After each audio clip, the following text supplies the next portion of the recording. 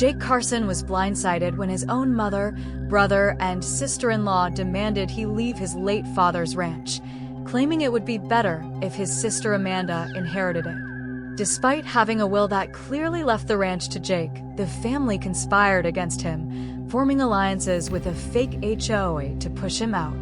Shocked and betrayed, Jake realized they were determined to strip him of everything connected to his father. A shady HOA president appeared to serve him with bogus violation papers, escalating the situation. Feeling the walls close in, Jake received an anonymous warning that hinted at a darker plot brewing against him. How did everything Jake knew and loved unravel in just a few days? Come with us and listen closely to how this unbelievable story began. I could not believe what I was hearing as I stood frozen on the weather-worn porch of my father's old ranch house, gripping the cracked wooden post so hard my knuckles turned white. In front of me stood the very people who were supposed to have my back, my own mother, my brother Matt, and my sister-in-law Amanda, staring at me like I was nothing more than an inconvenience they needed to sweep away. "We have decided you need to leave the ranch," Mom said without so much as a blink, her voice colder than the December wind that whipped across the open fields. "It is better if it goes to your sister now." My heart slammed against my chest so hard it felt like it might burst. For a moment, I laughed, a sharp, bitter sound that even I barely recognized, thinking it had to be some twisted joke. This was my home, my sanctuary, the place Dad had left to me in his will, with his own handwriting stating clearly to my son Jake, the one who stayed loyal until the end. Amanda had not even visited Dad when he was sick. Matt had come around once or twice, but only when he needed a loan or a handout. And Mom, well, she had always treated Amanda like she was some kind of royalty, her precious princess who could do no wrong, while I was just the one who was there, the one who worked, the one who stayed. Now they were standing shoulder to shoulder against me, their faces set and unyielding, telling me that Amanda deserved it more, that it would be better for the family, that I needed to go. It felt like someone had reached into my chest and yanked out my heart with their bare hands. Every inch of this ranch held memories of my father and me working side by side under the brutal sun and in the freezing rain, mending fences, baling hay, fixing up the old tractor. Every creak of the barn doors, every scent of fresh-cut grass, every splash of the creek running along the edge of the fields was etched into my soul. This land was a part of me, and now they wanted to strip it away like it was nothing more than an inconvenient detail in Amanda's grand plans. I could barely find my voice as I whispered, "You cannot be serious," but Amanda just folded her arms across her chest, a smug grin playing at the corners of her lips. "You don't really need all this land, Jake," she said with a shrug, her voice dripping with fake sympathy. "You are just wasting it. I could turn it into something beautiful, a wedding venue maybe, or a luxury Airbnb. People would pay top dollar to stay on a rustic ranch like this." The room seemed to spin around me. My own family wanted to take my father's sacred ground and turn it into a tourist trap, a playground for city folk chasing some Instagram fantasy. Before I could even formulate a response, Matt stepped forward, a folded paper clutched in his hand, waving it around like a flag of conquest. "We already spoke to the homeowners association, Jake," he said, his voice smug. "They agree with us. They say the way you are running this place is not community friendly. You are making the area look bad. They can force you out if they want to. You might as well make it easy on yourself." I blinked at him in disbelief. HOA? What HOA? This ranch was miles away from the nearest subdivision, bordered by fields, woods, and the dusty backroads of our tiny town. There were no fancy subdivisions out here, no pristine sidewalks or manicured lawns, just the honest roughness of real country life. That was when Amanda smiled even bigger, her teeth flashing in the afternoon sun, and delivered the final blow. "We are giving you 30 days to leave, Jake, or we will have you forcibly removed." I could not breathe. I could not think. It felt like I was drowning on dry land. I gripped the post tighter, willing myself not to fall right there on the porch. And as if the universe decided to pile insult onto injury, a shiny black SUV rolled up the gravel driveway, tires crunching and dust swirling in its wake. The driver slammed the door open so hard it bounced off the frame. Out stepped a heavy-set man in a tailored black suit and mirrored sunglasses, a giant golden HOA badge hanging from a thick chain around his neck. He looked more like a mob enforcer than any neighborhood official I had ever seen. Without so much as a hello, he stomped up the porch steps and loomed inches from my face. "You Jake Carson," he barked. I nodded, still too stunned to speak. "You have been served," he growled, shoving a thick envelope into my chest so hard it almost knocked me backward. My hands shook as I caught the envelope. Stamped across the front in big red letters were the words "Notice of Violation." My voice cracked as I asked what violation. The man smirked, his teeth yellow against the dark backdrop of his beard. "Too many livestock. Non-compliant structures. Disrupting community harmony. Take your pick." Behind me, I could feel the weight of my so-called family watching, their eyes boring into my back like knives. I turned, hoping for some sign of mercy, but found none. They were enjoying this. They wanted me broken, humiliated, gone.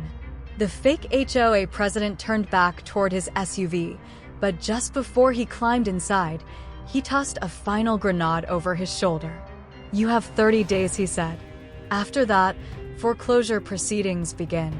The SUV roared to life and peeled out, a cloud of gravel and dust swallowing him whole. I stood there frozen, staring at the empty driveway, feeling like the ground had been ripped out from under me. I barely noticed Mom, Matt, and Amanda laughing and heading back to their shiny new cars, leaving me standing there with nothing but an envelope and a gut full of betrayal. The ranch, my life, my father's dreams, they were trying to tear it all away from me. And the worst part, the part that made the bile rise in my throat, was that I had no idea if I could stop them. I stumbled back inside the house, clutching the envelope so hard the edges crumpled. The familiar creak of the old floorboards offered little comfort now. The walls seemed to close in, pressing against my chest, making it hard to breathe.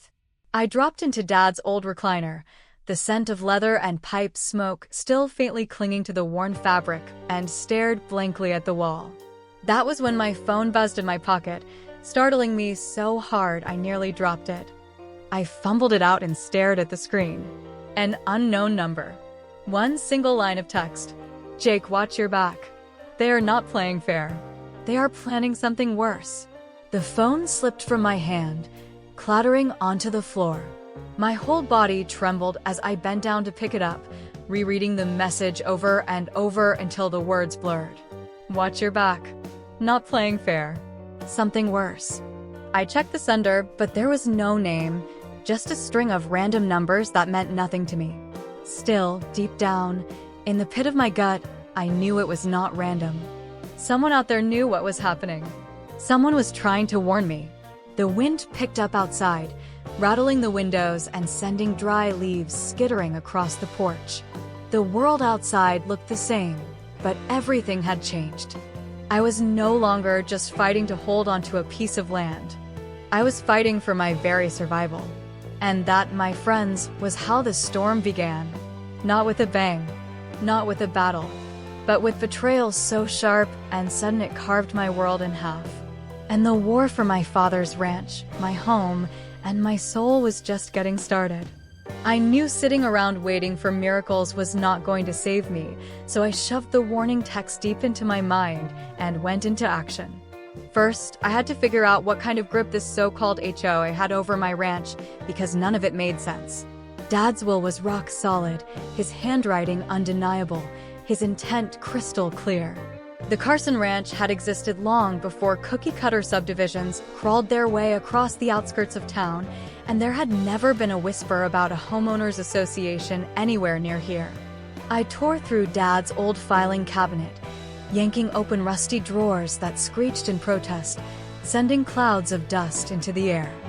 Inside were ancient papers, yellowed maps, tax receipts from decades ago, brittle envelopes sealed with fading wax. My hands shook as I flipped through everything like a madman until finally I found it. The original land deed signed by my father in his neat, strong handwriting. Right there at the bottom, as bold as day, was a clause I had never paid much attention to before. This property is exempt from all future and current homeowners associations unless voluntarily joined. Exempt. I said it aloud, savoring the word like it was water after crawling through a desert. If the property was exempt, that meant they could not touch me.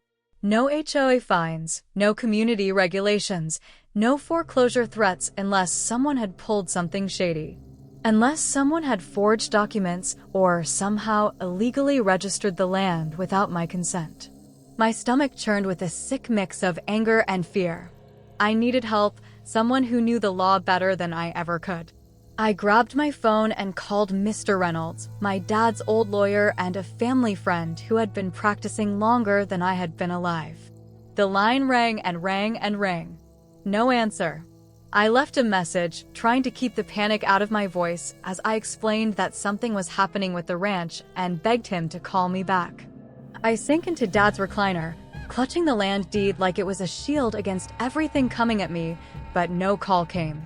The hours dragged on, the house growing darker and colder with every tick of the ancient grandfather clock. I knew I could not afford to sit still. When it became obvious Mr. Reynolds was not going to call right away, I decided to drive into town myself. The county clerk's office was the only place that would have the official records. If someone had filed something shady, it would be there. I grabbed the keys to my battered old Ford and headed out, the engine coughing and sputtering before it roared to life with a familiar growl. The dirt road leading into town felt longer than ever, every bump and dip rattling my bones, my hands gripping the steering wheel until my knuckles turned white. I kept glancing into the rearview mirror, half expecting to see that black SUV trailing me again, but the road stayed empty except for a few stray cows wandering near the fence lines. When I finally pulled into the county clerk's parking lot, the sun was already dipping low on the horizon, staining the sky with angry streaks of orange and crimson. The clerk's office was still open, barely, and I rushed inside, pushing through the heavy glass door just as Patty, the clerk, was flipping the sign to closed. Patty was an older woman with sharp eyes and a no-nonsense attitude, the kind of person who knew every birth, death, and scandal in the county without needing to check a computer. She raised one eyebrow when she saw me burst in looking like a man on the edge. "Jake Carson," she said, "what brings you here so late?"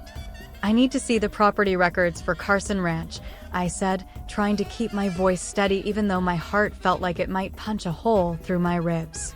She hesitated, giving me a long look that seemed to weigh my soul, then nodded and shuffled behind the counter. A moment later she returned, heaving a thick binder onto the desk with a heavy thud that echoed in the empty office. I flipped through the pages with trembling fingers, the smell of old paper filling my nose. The original exemptions were there, just like Dad had intended, clear and undisputed for years. No HOA obligations, no liens, no restrictions. Until I found it stapled near the back, a newer document that made my stomach twist into knots. It was dated just 2 weeks ago, and it claimed that Carson Ranch had been voluntarily enrolled into the Oak Hills Homeowners Association by the current property owner. And it was signed not by me, but by my mother. I stared at the page, blinking hard as if somehow the words would rearrange themselves into something sane. How could she sign anything? She did not even live on the ranch. She had her own house in town. She was not listed on the deed, had no legal right to make any decision about the property whatsoever. I shoved the binder across the counter toward Patty, my voice tight with panic. "This cannot be right," I said. "Only the deed holder can authorize changes like that, right?" Patty frowned, her lips pressing into a thin line as she flipped through the records herself. "Your name is the only one on the title, Jake," she said, shaking her head. That signature should not mean anything. It hit me like a punch to the gut. They had forged documents, maybe bribed someone. They had officially and illegally roped the ranch into an HOA without my knowledge or consent, setting the stage for everything that was happening now. No wonder Amanda was talking about fancy weddings and luxury Airbnb retreats. No wonder Matt was flashing violation papers like winning lottery tickets. They thought they had won, but they had underestimated me. I whipped out my phone and snapped pictures of the forged documents as fast as my fingers could fly. Thanking Patty with a breathless nod, I raced back out to my truck, my mind racing through strategies and options like a man trapped in a burning building searching for the nearest exit. I had to act fast. If they were willing to forge signatures, they would not stop there. As I yanked open the driver's door and slid into the seat, I spotted it. Parked across the street, tucked behind a battered billboard advertising car insurance, was that same black SUV. Its windows were tinted pitch black, and I could feel the weight of its gaze even from across the lot. I turned the key and the Ford rumbled to life. For a heartbeat, I waited, watching the SUV in the mirror. It did not move. It just sat there like a hungry wolf waiting for me to make a mistake. I pulled out slowly, careful not to give them any reason to follow, and headed back toward the ranch, heart hammering the entire way. The night had fallen completely by the time the ranch gate came into view, the darkness swallowing everything except the faint glimmer of the porch light I had left on. A wave of relief washed over me. Home, at least for now. I parked the truck, got out, and unlocked the gate, the familiar creak sounding almost reassuring. But as I swung the gate open, a prickling sensation crept up the back of my neck, a feeling like I was being watched. I turned slowly, scanning the empty road, the tree line, the shadows clinging to the edges of the fields. Nothing moved. I shook it off and headed up to the house, but as I approached, my heart seized in my chest. The lights inside were on, every room glowing like a lantern in the dark, and the front door wide open, swinging gently in the night breeze. Someone was inside. Without thinking, pure instinct kicking in, I reached under the driver's seat and pulled out the old shotgun Dad had always kept there, a solid 12-gauge that had seen more seasons than I could count. I loaded it quickly, racked it with a sharp metallic clack, and crept toward the house, every step deliberate and silent. I could hear them now, voices laughing, glasses clinking, Amanda's high-pitched giggle slicing through the night like a blade, Matt's deeper rumble, and another voice, rough and unfamiliar, the so-called HOA president. My blood boiled as I peered through the window. There they were, lounging in the living room like they owned the place. Amanda on the couch, sipping wine straight from the bottle, her bare feet kicked up on Dad's coffee table. Matt rooting through the kitchen drawers like a thief. The fake HOA guy rifling through a box of what looked like Dad's personal papers. It was too much. I stormed up the steps, my boots pounding against the wood, and kicked the door open so hard it slammed into the wall with a deafening bang. "Get out of my house," I roared, leveling the shotgun at the floor just in front of them, not pointing at anyone, but close enough to wipe the smug looks off their faces. Amanda dropped her wine bottle, the crimson liquid pooling on the hardwood like blood. Matt went pale, his hands in the air. The HOA thug froze, his hands halfway to his belt like he was considering going for something before thinking better of it. For a heartbeat, everything was still, frozen in the heavy air. Then Amanda smirked. That same smug little smirk she had given me earlier when she delivered the eviction news. She reached into her purse, pulled out a shiny set of keys, my keys, and dangled them mockingly in the air before letting them clatter to the floor. "You are already out, Jake," she said sweetly. "You just do not know it yet." And right then, as if the devil himself had choreographed it, 3 sheriff's deputies stormed through the door behind me, guns drawn, barking orders. Hands where we can see them. And just like that, everything spiraled even further out of control. The cold steel of the handcuffs dug into my wrists as the deputies dragged me across the porch, my boots scraping against the old wood planks. I could still hear Amanda laughing behind me, a shrill sound that clawed at my ears like nails on a chalkboard. Matt leaned casually against the doorframe, arms crossed, smirking like he had already won the war. The fake HOA thug gave a lazy wave, as if sending me off on a vacation I had never signed up for. I tried to explain, tried to get the words out between the angry shouts and the chaos, but it was like talking to a brick wall. "I live here," I kept saying. "This is my home. They are trespassing. They broke in," but the deputies barely listened. One of them, a thick-necked guy with a mustache that looked like it could have its own zip code, shoved me toward the patrol car with all the care of a man tossing out the trash. In the back seat, the world outside the windows blurred past, smeared in flashing red and blue lights, and all I could think about was how fast everything had fallen apart. This morning I had been trying to fix a broken gate and feed the cattle, and now here I was, riding to jail like a common criminal because my own blood had decided I was an obstacle to be cleared out of the way. The booking process was a haze of fingerprint ink, flash photography, cold stares, and whispered gossip. I caught snippets of conversation between the deputies, the words spinning in my head: troublemaker, always a problem, never fit in around here. They tossed me into a holding cell with concrete walls so cold they seemed to suck the heat straight from my bones. I sat there in the corner, arms crossed, heart pounding in my ears, trying to figure out how I had ended up here, betrayed and abandoned. Hours passed, or maybe it was days. Time did not mean much anymore. Finally, footsteps echoed down the hallway, and a deputy banged open the cell door with a grunt. "You got one phone call." My throat was dry, my mouth tasted like copper, but I forced my legs to move. They shoved a battered old payphone into my hand, and with fingers that barely obeyed me, I dialed the only number that made sense. Mr. Reynolds answered after just 2 rings, his voice sharp with concern. "Where are you, Jake?" he asked. "In jail," I said, bitter laughter bubbling up in my chest. "They are trying to take the ranch." There was a long pause on the line, heavy enough to crush me. "I know," he said finally. I started digging. "Sit tight. I am coming." Relief hit me so hard my knees buckled.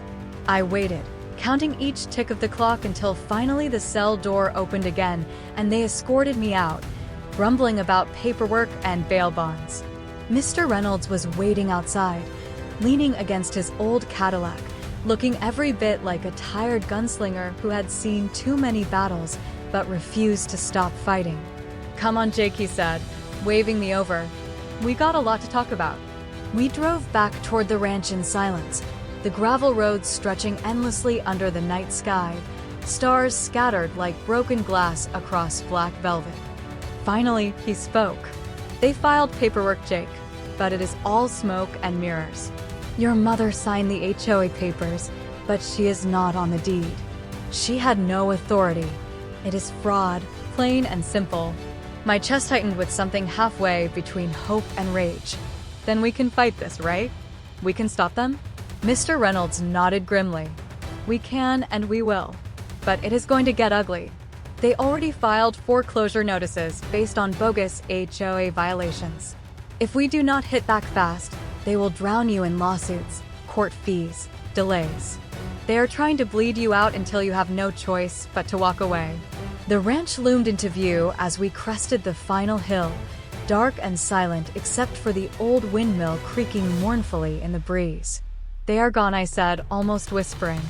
"For now," Mr. Reynolds replied. He handed me a thick stack of papers. "Temporary restraining order. Emergency injunction. File them first thing in the morning. It will buy us time to build a real case." I gripped the papers like a lifeline. "Thanks, Mr. Reynolds." He patted my shoulder once, hard. "Your dad was a good man, Jake. He would be proud." After he drove off, I locked every door and window, pushing furniture against the frames, feeling like a soldier hunkering down in enemy territory. I slept in Dad's old recliner, the shotgun resting across my lap, the night pressing in from all sides. Morning came too soon, dragging me out of a restless sleep. I barely had time to scarf down some instant coffee before heading back into town, the papers tucked under my arm like sacred relics. I arrived at the clerk's office just before opening, the sky still gray and cold. Patty raised an eyebrow when she saw me, but took the papers without a word, stamping them official with a loud thunk. Just as she slid the copy back across the counter, the front door burst open so hard it slammed against the wall. Amanda, Matt, and Mom stormed in, flanked by 2 men in expensive suits. Lawyers. Amanda marched straight to the counter, heels clicking like gunshots on the tile. "We are here to file an injunction against Jake Carson," she said, her voice all fake sweetness and poisoned honey, "for unlawful occupation of HOA property." Patty looked at me, eyebrows climbing higher by the second. I shook my head slowly. "This is not HOA property. Never was." Amanda smiled, a cruel, shark-like smile. "It is now." Her lawyers dumped a stack of papers twice as thick as mine onto the counter, a mound of lies and forged documents. Patty glanced between us, clearly uncomfortable. "We will have to let the judge sort this out," she said diplomatically. Amanda leaned in close to me, her breath smelling faintly of expensive wine and hatred. "Move out now, Jake," she whispered, "before it gets ugly." I said nothing. "Not here. Not now." Amanda spun on her heel and strutted out like she had already won, Matt trailing behind like a loyal mutt. Mom lingered for a moment, her face twisted in something that might have been regret or just plain weakness. "You should have given it to her," she said softly. "It would have been easier." I did not answer. I watched them leave, my fists clenched so tight my nails dug into my palms. They wanted a war. They just got one. I walked back to my truck, my steps heavy, my heart a lead weight in my chest. And that was when I saw it. Every single tire had been slashed, deep angry cuts through the rubber. Spray painted across the hood in big dripping red letters were 2 words: "Get out." I stood there, staring, the rage rising so fast I thought I might actually explode. I scanned the parking lot, but it was nearly empty except for a kid tapping away on his phone and an old man walking a dog. No Amanda, no Matt, no sign of the cowards who had done this. I pulled out my phone, snapping photos from every angle. Evidence. I called the sheriff's non-emergency line, gritting my teeth as the deputy on the other end lazily promised to send someone over when we can. I knew that meant hours if they bothered at all. I could not afford to wait. I needed wheels. I needed help. I thought hard, racking my brain, and came up with one name: Billy Sanders. My best friend since 3rd grade, owner of the rustiest, most magical auto repair shop on the edge of town. If anyone could get me moving again without draining my last dime, it was Billy. I started walking, the sun climbing high and baking the asphalt under my boots. Sweat soaked my shirt. Every house I passed seemed to have curtains twitching, people peeking out, whispering about the crazy Carson boy fighting a war he could not win. I kept my head down and kept walking. Billy's lot was a glorious disaster of broken cars, rusted tractors, and random pieces of machinery that only he understood. He was under the hood of an ancient Dodge when he spotted me. "Jake," he called out, wiping grease on his jeans. "Man, you look like you fought a tornado and lost. What happened?" I told him everything. The fake HOA, the betrayal, the arrest, the restraining order, the vandalism, every filthy, gut-wrenching detail. By the time I finished, Billy's face was darker than a thundercloud. "Those low-life snakes," he muttered. "Your own family. That is cold, man." "Yeah," I said, my throat tight. "It is." He clapped a big greasy hand on my shoulder. "You are not fighting this alone, Jake. I got your back. Whatever you need." Relief hit me like a wave. "You still got that old Jeep you were working on?" I asked, half joking. Billy grinned. "You mean the death trap?" "Hell yeah. She runs. Ugly as sin, but runs. For you, she is free." I actually laughed, a short, sharp sound that hurt my ribs. "Thanks, Billy. Seriously." He tossed me the keys. "Just promise me one thing. Do not let those vultures win." I nodded, feeling something stir inside me that I thought they had beaten out. Hope. Fire. Rage sharpened into something stronger than anger. The old Jeep was dented, rattled, smelled like mold and gasoline, but it roared to life on the first try. I pulled out of Billy's lot heading back toward the ranch, a battered soldier in a battered ride, ready for whatever came next. But the closer I got, the heavier the dread in my gut grew. Something was wrong, very wrong.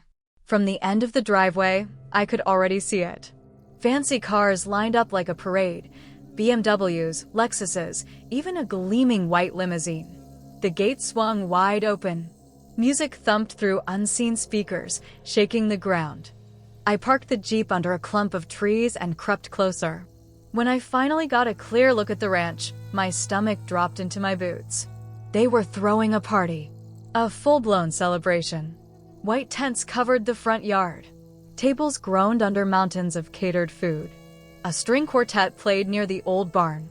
And at the center of it all, standing on the porch like she was the queen of the damned, was Amanda, raising a glass of champagne high into the air.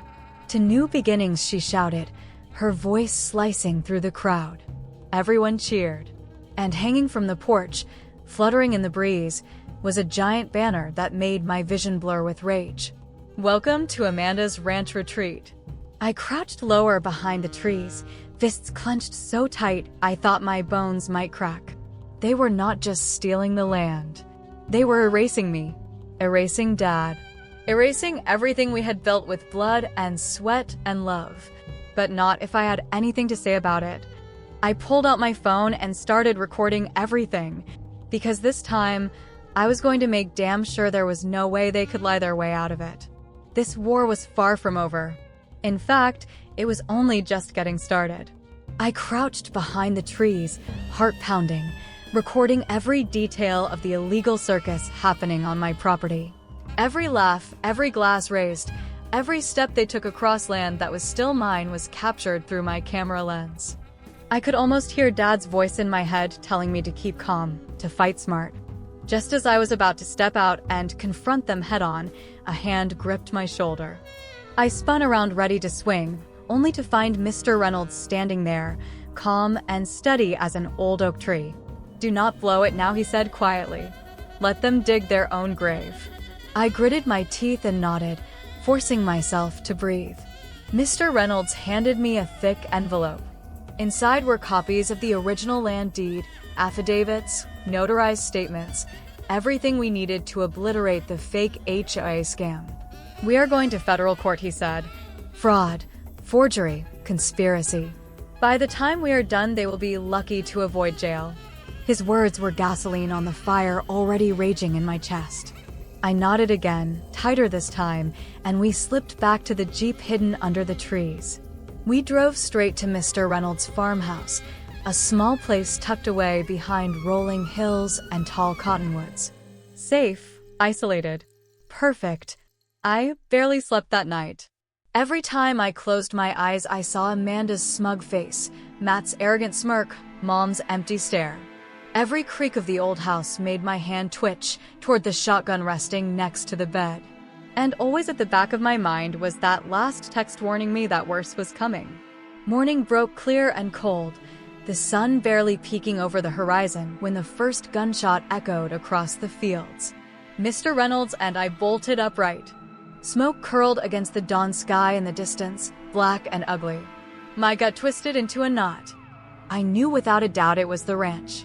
We jumped into the Jeep and tore down the dirt roads, dust flying in our wake.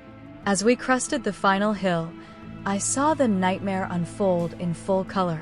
The barn was on fire, flames roaring so high they looked like they could touch the sky. Thick black smoke rolled out in waves. Neighbors stood in the distance, arms crossed, doing nothing. No fire trucks, no help. Just silence and apathy. I slammed the Jeep into park and ran toward the blaze. The heat blasted my face, forcing me back, but I pushed forward, coughing through the smoke.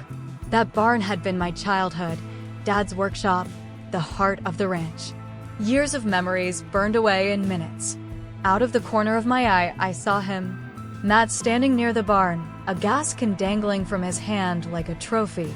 He caught my eye, grinned like a madman, and sprinted for Amanda's silver Lexus waiting down the drive. She hit the gas and they roared off, disappearing into the dust. I stood there helpless, fists clenched at my sides, watching everything I loved turn to ash. By the time the fire department showed up, there was nothing left but a blackened skeleton of what used to be our barn. I gave my statement to Chief Darrell, trying to stay calm, insisting it was arson, that I had seen Matt with the gas can. Darrell's skeptical face told me I would not be seeing justice anytime soon. No witnesses, no video, just my word against theirs. I called Mr. Reynolds the second the fire trucks rolled out. He answered immediately, voice tight. "This is bigger than the ranch now, Jake. You need to be careful." But I was done being careful. I was not going to run. I was not going to hide. I was going to fight them with everything I had left. Within the hour, Mr. Reynolds arrived with backup. 3 battered old trucks rolled into the ranch, each carrying men who had known my father, men who still believed in doing what was right. Billy was there too, grinning fiercely as he hopped out of his truck. "You really thought we would let you fight this war alone?" he said. My throat tightened, but I just nodded. We set up a rotation, men guarding the ranch day and night, shotguns at the ready, eyes sharp. Not looking for trouble, but damn sure ready if it came. We rebuilt the fence around the property, posted new signs warning trespassers, and installed cameras Billy had salvaged from his shop. Every angle covered, every move recorded. If they tried anything again, we would have proof this time. Real, undeniable proof. Night fell heavy and tense. We sat around a fire pit swapping old stories, drinking black coffee, waiting. The air was thick with smoke and expectation. Around midnight, headlights appeared at the end of the drive. A convoy of cars, sleek and expensive, engines growling low like predators. We moved fast, rallying at the gate. I stood front and center, flanked by Billy and the farmers, shotguns slung low but ready. Cameras blinking red from the trees. The cars stopped 30 yards from the gate. Doors slammed. Amanda, Matt, the fake HOA president, and Mom climbed out, backed by hired muscle in dark jackets and sunglasses, even though it was the middle of the night. Amanda strutted forward, holding a microphone connected to a portable speaker. "Attention, Jake Carson," she called out. "You are unlawfully occupying HOA property. Leave immediately or be removed by force." I laughed. The sound cracked across the night like a gunshot. Billy chuckled beside me. "She is crazier than a June bug," he muttered. I stepped forward, lifting Dad's old megaphone. "This is private property," I shouted. "It has never been part of any HOA. You are trespassing. Leave now." Amanda's face twisted with rage. Her hired goons shifted nervously. Cameras blinked. Mr. Reynolds' truck pulled up behind us, headlights washing the scene in stark white light. The fake HOA president muttered something, stepping back. Amanda screamed in frustration, threw the microphone onto the dirt hard enough that it bounced, and had to be dragged back by Matt.